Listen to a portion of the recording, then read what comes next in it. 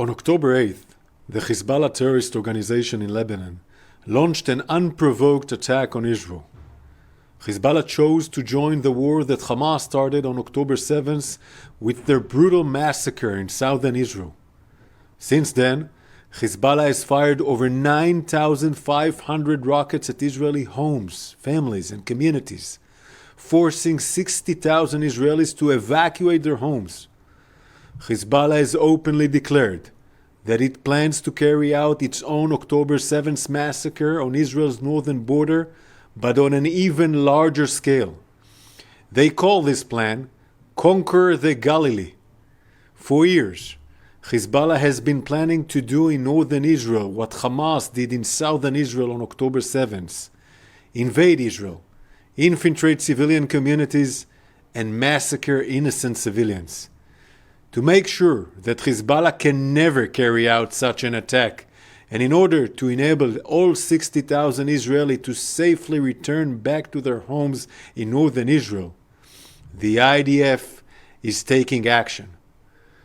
Hezbollah planned to launch their October 7th attack from villages across southern Lebanon, where they have been building up their arms capabilities and forces for the last 2 decades. Hezbollah also dug tunnels under homes in these villages close to the border with Israel. Tonight, we are declassifying a series of IDF operations conducted since the beginning of the war, aimed at dismantling Hezbollah's terrorist infrastructure and capabilities in the area of the Israel-Lebanon border, as part of our efforts to make sure that the residents of northern Israel can return to their home in safety and security without the threat of Hezbollah on their doorstep. During these operations, IDF special forces entered into Hezbollah compounds in dozens of locations along the border with Israel, collected intelligence, dismantled Hezbollah's weapons and terrorist infrastructures. Our soldiers entered Hezbollah's underground infrastructures, exposed Hezbollah's hidden weapon caches, and seized and destroyed the weapons, including advanced Iranian-made weapons. Overall, IDF soldiers exposed and dismantled over 700 Hezbollah terror assets during these operations, and there's a lot more work to do.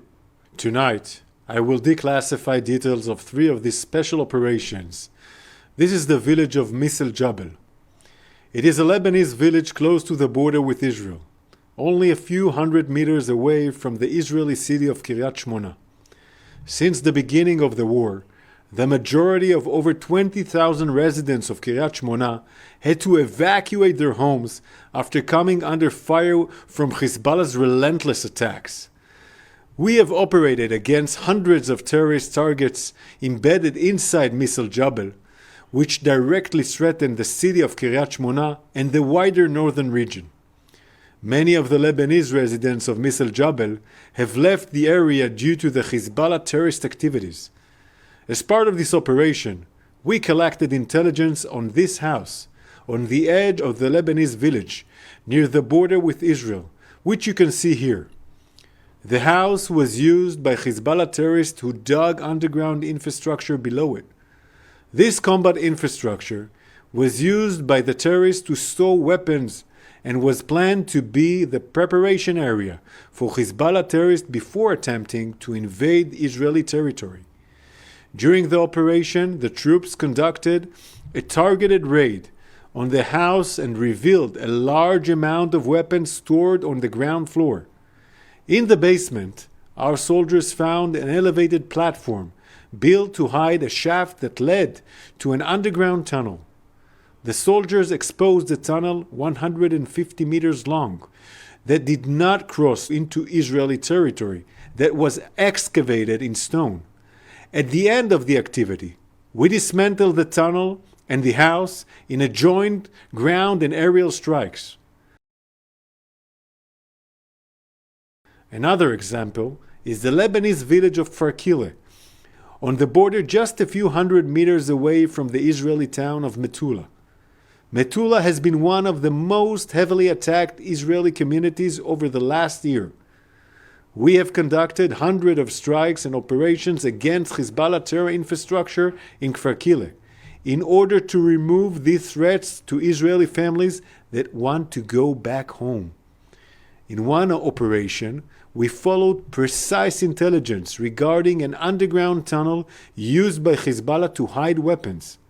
IDF soldiers conducted targeted raid on this house, and during scans in the children's room, there, under the bed, they located an underground tunnel shaft. The soldiers went inside the tunnel shaft and revealed a 100-meter-long underground tunnel excavated in stone.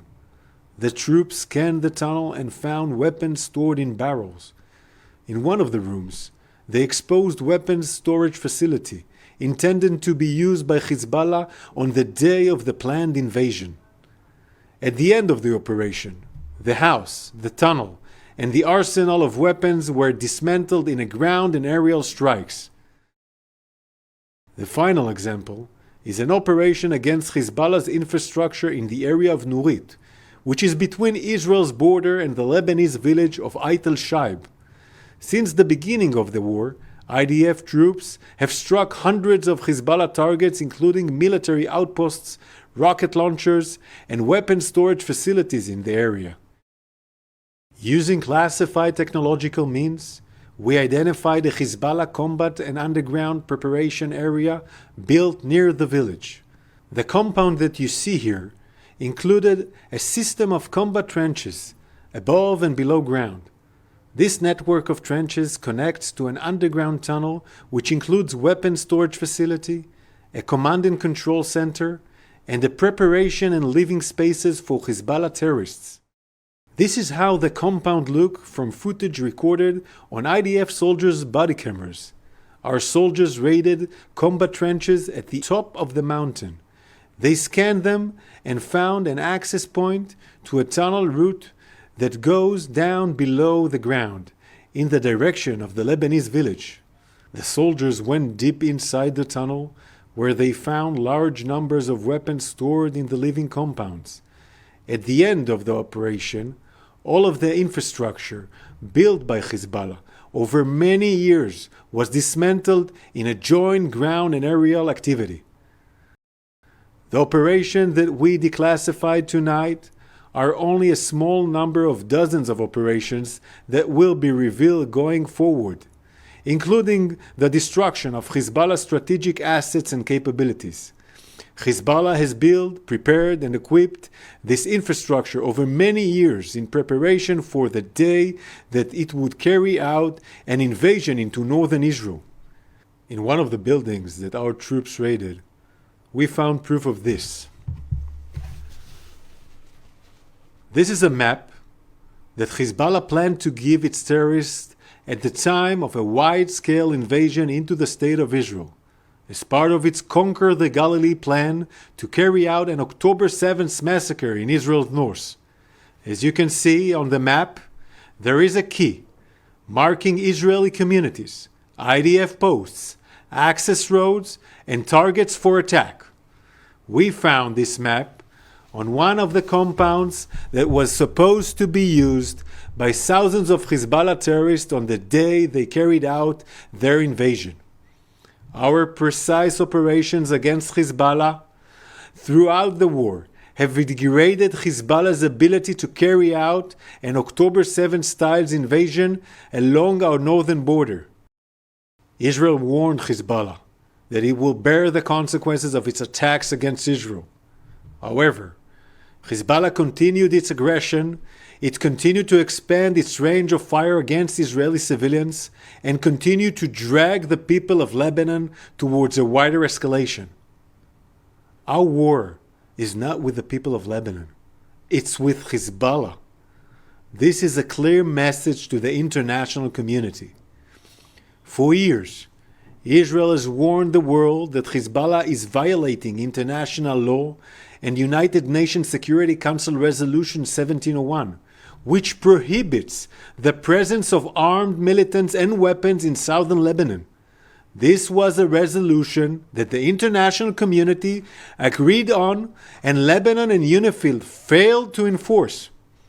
No country would agree to the presence of a murderous terrorist organization along its borders, and the State of Israel has the right and the obligation to do what 1701 failed to do. We will continue presenting our findings to the international community, including evidence that we brought back from inside Hezbollah strongholds along our border. Israel is facing threats on many fronts and continues to act against them in defense of the people of Israel. We are committed to achieving all of our goals.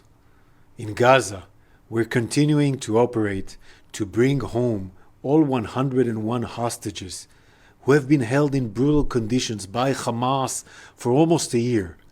We are continuing to operate to dismantle Hamas's capability to ensure that they can never again carry out a massacre against us.